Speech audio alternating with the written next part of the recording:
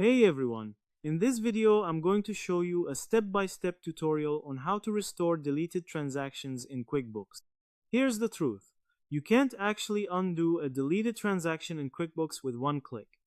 What you can do is recreate it exactly using the audit trail, and if you do that properly, it's just as good as restoring it.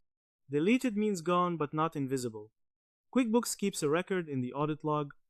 You can view all details, but not auto-restore, so your job is to rebuild it exactly. First, go to your QuickBooks account and sign in. Then click on the settings icon. From that, select Audit Log. The audit log tracks every action taken in your account. Inside the audit log, click Events. From the drop-down, select Deleted, Voided Transactions. What happens next? You'll see a list of deleted transactions, who deleted them, and when they were deleted.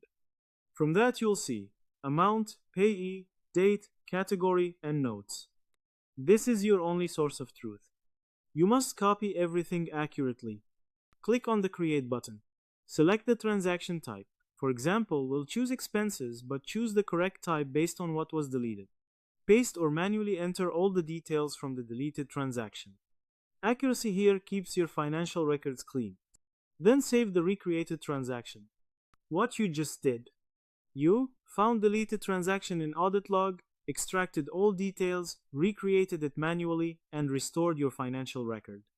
That's the correct recovery process.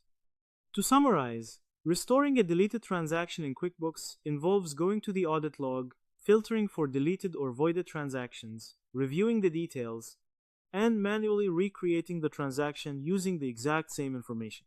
Since QuickBooks doesn't allow direct restoration, this method ensures your records stay accurate. And that's how to restore deleted transactions in QuickBooks. It's not instant, but it's reliable if you do it carefully. So that's how you do it. I hope you guys liked this video. Subscribe for more, like for more, and share for more. I hope to see you again. Goodbye.